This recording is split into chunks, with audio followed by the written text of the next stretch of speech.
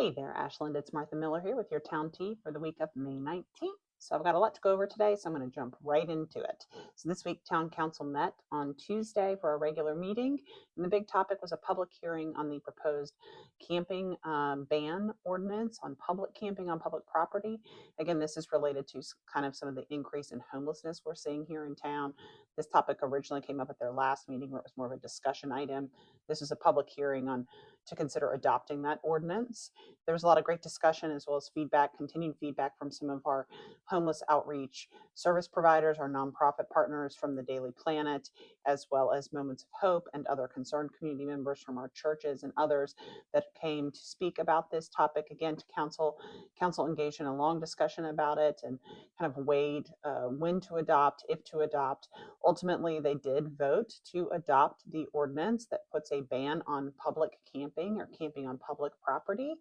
And that will not take effect actually until August 6th. The reason for the delayed implementation is to allow these outreach partners um, in working with the town as well to kind of work to relocate these individuals into a more permanent housing solution before that enforcement of that ban goes into place.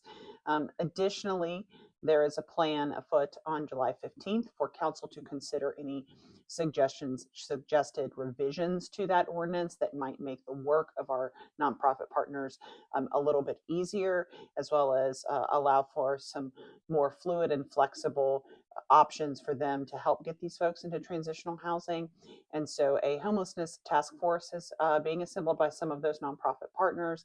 Town staff will sit on that task force as well to kind of serve as a liaison between council and the task force as they work to come up with recommendations for amendments to the ordinance on July 15th at that meeting before it goes into effect on August 6th.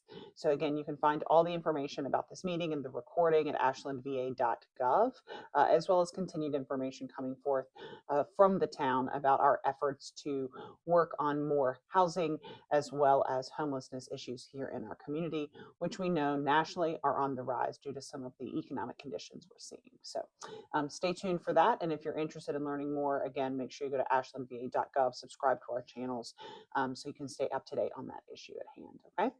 Next up, town staff, myself, our town manager, our planning director, Nora Amos, as well as several members or a member from our planning department.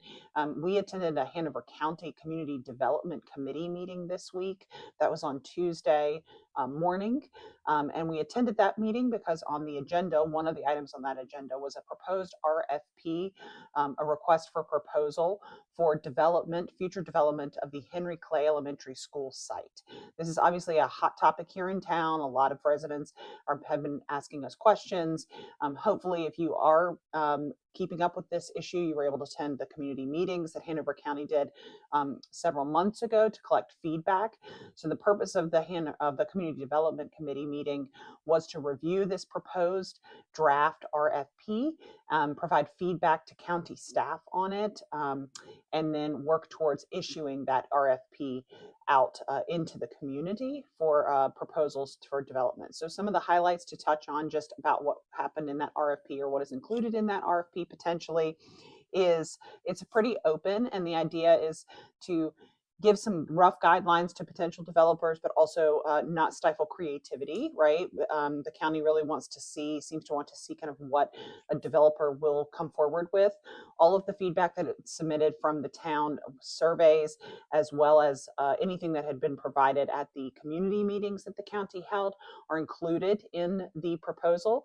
And the overarching messaging is this is a site of real significance to the community, not only historically, but sentimentally, and that the developer should take that in mind, as well as suggested uses being shared by the community as an overall desire for it to be kind of a community-centered space was kind of the overwhelming argument, whether that's a place that holds classes, some sort of rec center.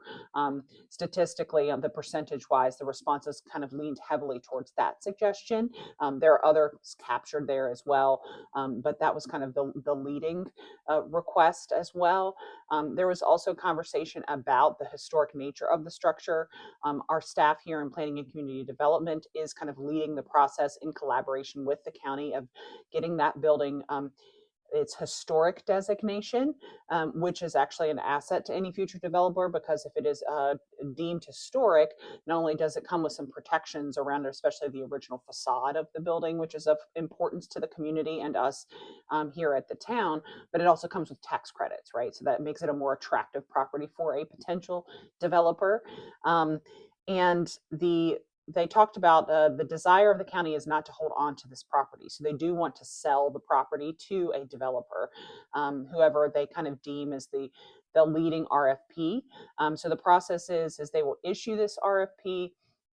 They will receive proposals back that will be reviewed at a future meeting with potential opportunities for the community to weigh in. They talked about some options at that meeting. So look for more from Hanover County around how to get community input, give community input on that first round of proposals that are received. And then it would go on to the Board of Supervisors. A recommendation would be made out of the committee for leading RFP or more than one RFP that they like.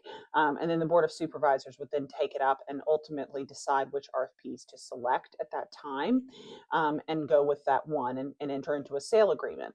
How does that work, right? Like, you get an RFP, but you're ultimately selling the property. This is one of the questions I had after that meeting.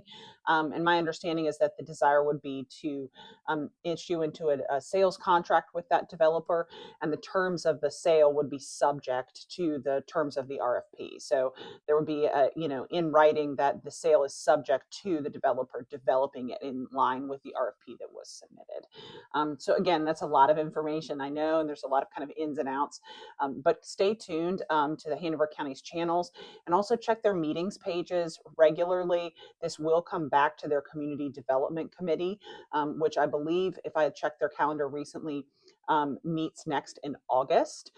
I will be keeping an eye on that and making sure everyone here knows about that opportunity. If they would like to come to that meeting, again, that is the Community Development Committee, and those meetings are open to the public. And they are usually during the daytime. So just keep that in mind, and I will be sure to keep you here involved in the town. So I've been receiving increasing questions about this project, and I know that is something that the community cares deeply about. So I want to make sure I spent a little bit more time than normal today talking about that. So a couple more items really quickly. England Street is still a mess. We know that. Water line work is continuing through June. I would expect some lane closures here over the next few days. On Friday, I know there's going to be some lane closures. So if I were you, I would avoid that whole area of town.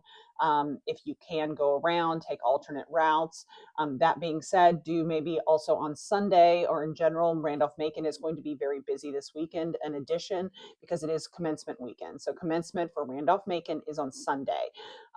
So it's going to be a very busy weekend around town traffic wise. It's busy anyway because it's a holiday weekend, and we all know what happens when 95 gets backed up. So just pack your patience, show some grace, and take alternate routes as you can. The pool opens this Saturday, which is so exciting. So Carter Park Pool opens for the weekend on Saturday at 10 a.m.